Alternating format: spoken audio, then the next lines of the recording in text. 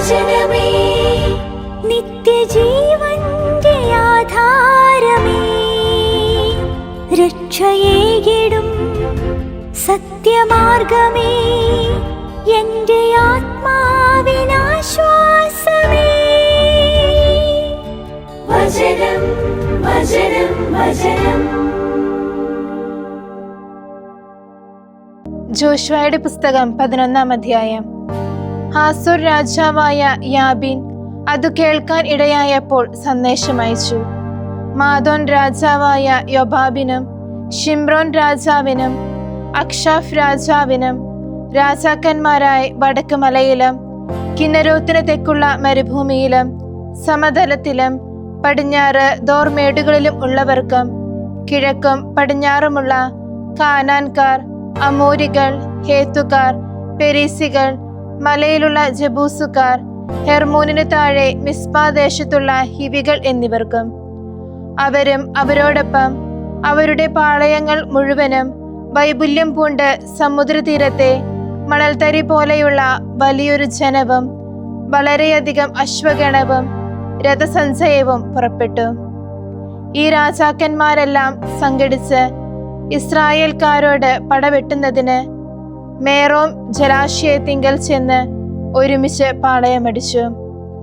കർത്താവ് ജോഷിയോട് അരുളി ചെയ്തു, അവരെ പ്രതി നീ ഭയപ്പെടേണ്ട. എന്തെന്നാൽ നാളെ ഈ സമയത്ത് ഞാൻ അവരെയെല്ലാം നിഹിതരായി ഇസ്രായേലിന്റെ മുൻപിൽ ഇടും. നീ അവരുടെ കുതിരകളുടെ കുതിഞ്ഞരമ്പ് വെട്ടും, അവരുടെ രഥങ്ങൾ അഗ്നിയിൽ ദഹിപ്പിക്കും. ജോഷുവ തന്നോട് കൂടെയുള്ള സർവ്വസൈന്യവുമായി അവർക്കെതിരെ മേറോം ജലാശയത്തിങ്കൽ പൊടുന്നനെ ചെന്ന് അവരുടെ മേൽ ചാടി വീണു. കർത്താവ് അവരെ ഇസ്രായേൽക്കാരുടെ കയ്യിൽ ഏൽപ്പിച്ചു. അവർ അവരെ പ്രഹരിക്കുകയും സീദോൻ റബ വരെയും മിസ്രെഫൊത്മയീം വരെയും കിഴക്കോട്ട് മിസ്പാ താഴ്വര വരെയും പിന്തുടരുകയും ചെയ്തു. അതിജീവിക്കുന്നവരായി ആരെയും അവശേഷിപ്പിക്കാത്ത വിധം അക്കൂട്ടരെ അവർ ആക്രമിച്ചു. കർത്താവ് തന്നോട് അരുൾ ചെയ്തിരുന്നത് പോലെ ജോഷുവ അവരോട് പ്രവർത്തിച്ചു. അവൻ അവരുടെ കുതിരകളുടെ കുതിഞ്ഞരമ്പ് വെട്ടുകയും അവരുടെ രഥങ്ങൾ അഗ്നിക്കിരയാക്കുകയും ചെയ്തു. ആ സമയം തന്നെ ജോഷുവ തിരിച്ചു ചെന്ന് ഹാസോർ പിടിച്ചടക്കി അതിന്റെ രാജാവിനെ വാളിനിരയാക്കുകയും ചെയ്തു. മുൻപ് ഹാസോർ ആ രാജ്യങ്ങളുടെയെല്ലാം തലവനായിരുന്നല്ലോ. അവർ അതിലുണ്ടായിരുന്ന ഓരോ വ്യക്തിയെയും വാൾത്തലയ്ക്ക് ഇരയാക്കി ഉന്മൂലനാചാര വിധേയനാക്കി. ഒരു ജീവിയും അവശേഷിച്ചില്ല. ഹാസോറിനെ അവൻ അഗ്നിയിൽ ദഹിപ്പിച്ചു.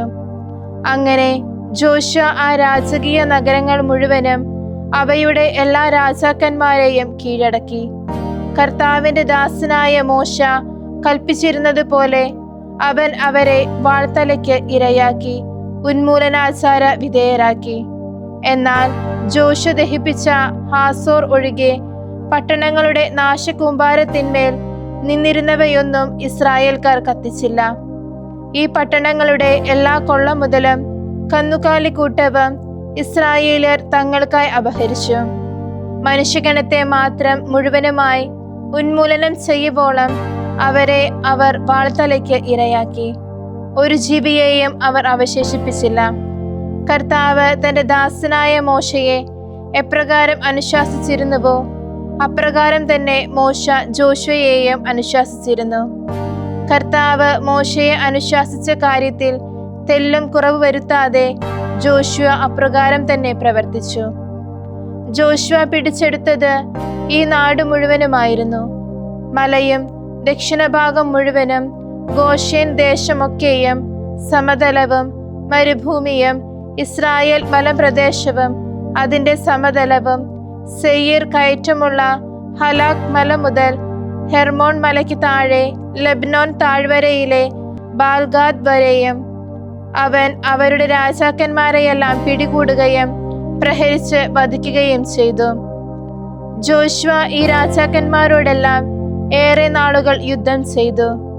ഗിബയോൻ നിവാസികളായ ഹിവികൾ ഒഴികെ ഇസ്രായേലരുമായി സമാധാന സന്ധി ഉണ്ടാക്കിയ മറ്റൊരു പട്ടണവും ഉണ്ടായിരുന്നില്ല. യുദ്ധം വഴിയാണ് അവർ എല്ലാം പിടിച്ചെടുത്തത്. ഗിബയോൻ നിവാസികളായ ഹിവികൾ ഒഴികെ ഇസ്രായേലരുമായി സമാധാന സന്ധിയുണ്ടാക്കിയ മറ്റൊരു പട്ടണവും ഉണ്ടായിരുന്നില്ല. യുദ്ധം വഴിയാണ് അവർ എല്ലാം പിടിച്ചെടുത്തത്. എന്തുകൊണ്ടെന്നാൽ ഇസ്രായേലുമായി യുദ്ധമുണ്ടാകാൻ അവരുടെ ഹൃദയം കഠിനമാകുന്നതിന് കർത്താവ് ഇടയാക്കിയിരുന്നു. ഇത് അവരോട് കരുണ കാണിക്കാതെ അവരെ ഉന്മൂലനാചാര വിധേയമാക്കേണ്ടതിനും കർത്താവ് മോശയെ അനുശാസിച്ചിരുന്നത് പോലെ അവരെ നിശ്ചയമായും നശിപ്പിക്കേണ്ടതിനുമായിരുന്നു. അക്കാലത്ത് ജോഷുവ ചെന്ന് മലയിൽ നിന്ന്, അതായത് ഹെബ്രോൺ, ദെബീർ, അനാബ് എന്നിവയിൽ നിന്നും, യൂദാമല മുഴുവനിൽ നിന്നും, ഇസ്രായേൽ മലയൊക്കെയിൽ നിന്നും അനാക്കുകളെ ഇല്ലായ്മ ചെയ്തു. ജോഷുവ അവരെ അവരുടെ പട്ടണങ്ങളോട് കൂടെ ഉന്മൂലനാചാര വിധേയമാക്കി. ഇസ്രായേൽ ദേശത്ത് അനാക്കുകളാരും ശേഷിച്ചില്ല. ഗാസായിലും ഗത്തിലും അശ്ദോദിലും മാത്രം അവർ അവശേഷിച്ചു. കർത്താവ് മോശയോട് നിർദ്ദേശിച്ചതെല്ലാം അനുസരിച്ച് ജോഷുവ ആ ദേശം മുഴുവനും പിടിച്ചെടുത്തു. ഇസ്രായേൽക്കാരുടെ വിഭാഗങ്ങൾ അനുസരിച്ച് അവരുടെ ഗോത്രങ്ങൾക്ക് ജോഷുവ അത് അവകാശമായി നൽകി. അങ്ങനെ ആ നാട് യുദ്ധത്തിൽ നിന്ന് സ്വസ്ഥത നേടി. ജോഷുവയുടെ പുസ്തകം 12-ാം അധ്യായം. സൂര്യോദയ ദിക്കിൽ ജോർദാന് മറുകരെ കിഴക്ക് അർണോൻ താഴ്വര മുതൽ ഹെർമോൺ മല വരെയും കിഴക്കോട്ട് മരുഭൂമി മുഴുവനുമുള്ള നാട് ഇസ്രായേലിയർ കൈവശപ്പെടുത്തി.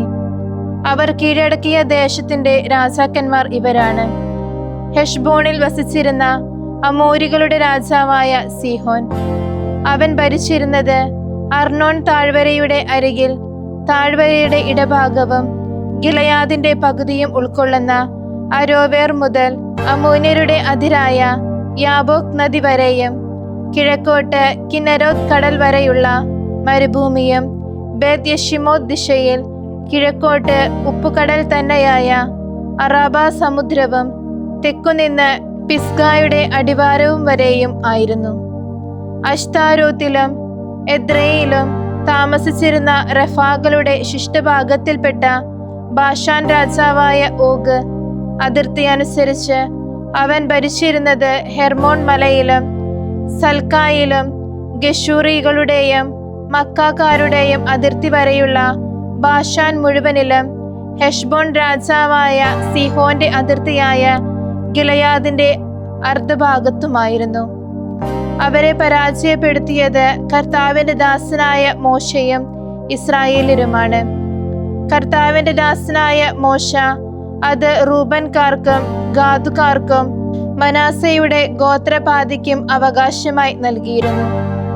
ജോർദാനിക്കരെ പടിഞ്ഞാറ് ലബനോൻ താഴ്വരയിലുള്ള ബാൽഗാദ് മുതൽ സെയറിലേക്ക് കയറ്റമുള്ള ഹലാക് മല വരെ ജോഷ്വയും ഇസ്രായേലരും കീഴടക്കിയതും ജോഷ്വ ഇസ്രായേൽ ഗോത്രങ്ങൾക്ക് അവരുടെ വിഭാഗങ്ങൾക്കനുസരിച്ച് നൽകിയതുമായ നാടിന്റെ, അതായത് മലയിലും സമതലത്തിലും അറബയിലും ചരിവുകളിലും മരുഭൂമിയിലും നഗേവിലുമുള്ള ഹേത്തുക്കാർ, അമോരികൾ, കാനാൻകാർ, പെരീസികൾ, ഹിവ്വികൾ, ജബൂസുകൾ എന്നിവരുടെ രാജാക്കന്മാർ ഇവരാണ്.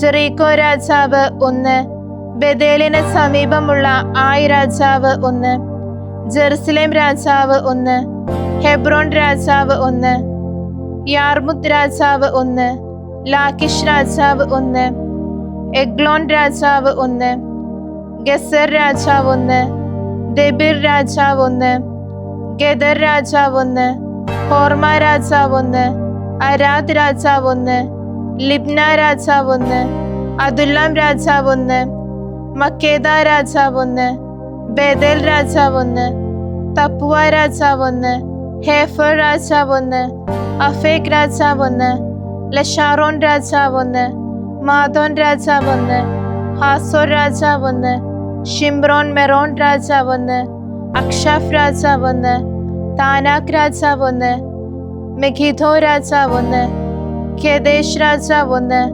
കാർമലിന്റെ യോക്നെയാം രാജാവ് 1, നാഫദോറിന്റെ ദോർ രാജാവ് 1, ഗിൽഗാലിന്റെ ഗോയിം രാജാവ് 1, തിർസ രാജാവ് 1, ആകെ രാജാക്കന്മാർ 31.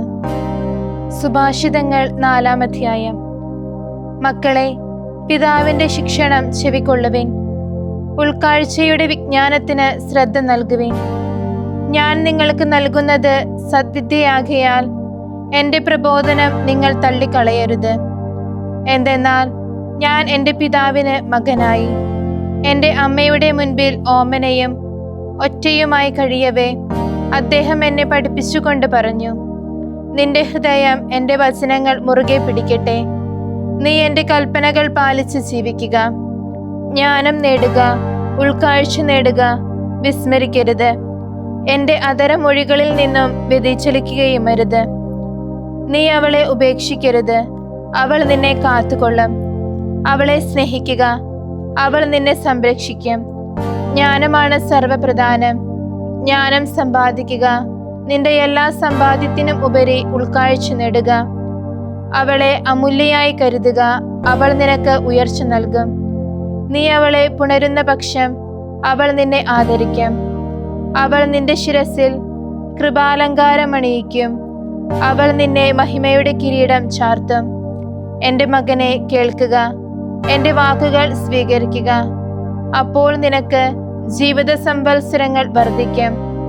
ജ്ഞാനത്തിന്റെ വഴിയിൽ ഞാൻ നിന്നെ അഭ്യസിപ്പിച്ചു. സത്യസന്ധതയുടെ പന്താവുകളിൽ നിന്നെ വഴി നടത്തി. നീ നടക്കുമ്പോൾ നിന്റെ കാലടി ഇടറുകയില്ല, ഓടുകയാണെങ്കിൽ നീ തട്ടി വീഴുകയുമില്ല. ശിക്ഷണത്തിൽ കരുത്താർജിക്കുക, വേണ്ടെന്ന് വയ്ക്കരുത്, അത് കാത്തു സൂക്ഷിക്കുക. എന്തെന്നാൽ അത് നിന്റെ ജീവനാണ്. ദുഷ്ടരുടെ പാതയിൽ പ്രവേശിക്കരുത്, മോശക്കാരുടെ വഴിയിൽ മോദിക്കരുത്. അത് വിട്ടൊഴിയുക, അതിൽ നീ കടക്കരുത്. അതിൽ നിന്ന് അകന്നുമാറി കടന്നു പോവുക. എന്തെന്നാൽ തെറ്റു ചെയ്യാതെ അവർക്ക് ഉറങ്ങാനാവില്ല. അവർ ഇടർച്ചയുണ്ടാക്കുന്നില്ലെങ്കിൽ അവരുടെ നിദ്ര അപഹൃതമാകുന്നു. കാരണം അവർ ദുഷ്ടതയുടെ അപ്പം ഭക്ഷിക്കുകയും അക്രമങ്ങളുടെ വീഞ്ഞ് കുടിക്കുകയും ചെയ്യുന്നു. എന്നാൽ നീതിമാന്മാരുടെ പാത പൂർവാന്നത്തിലെ വെയിൽ പോലെയാണ്. പകൽ വെളിച്ചത്തിന്റെ ഉച്ചസ്ഥായി വരെ അത് പ്രകാശിച്ചുകൊണ്ടേയിരിക്കും. ദുഷ്ടരുടെ വഴി സാന്ദ്ര താമസ് പോലെയാണ്.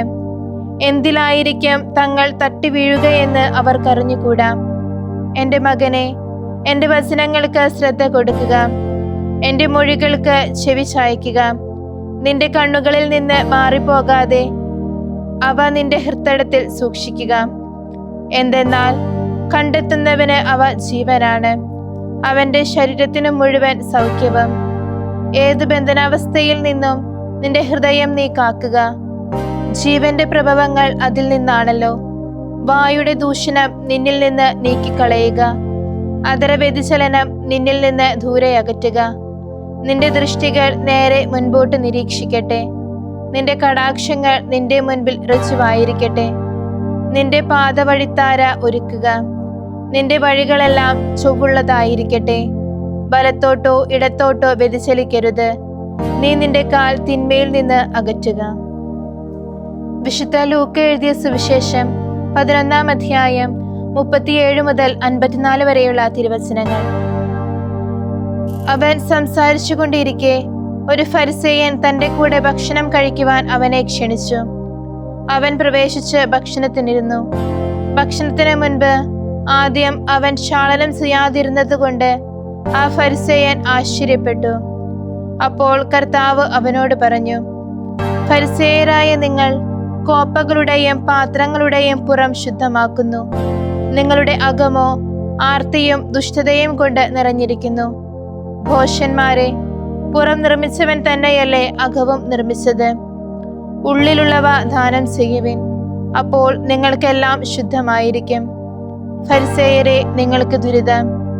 എന്തെന്നാൽ നിങ്ങൾ കർപ്പൂര തുളസിയുടെയും അരൂതയുടെയും മറ്റെല്ലാ ചെടികളുടെയും ദശാംശം കൊടുക്കുന്നു, എന്നാൽ ദൈവത്തിന്റെ നീതിയും സ്നേഹവും നിങ്ങൾ അവഗണിച്ചു കളയുന്നു. ഇവയാണ് മറ്റുള്ളവ അവഗണിക്കാതെ തന്നെ നിങ്ങൾ ചെയ്യേണ്ടിയിരുന്നത്.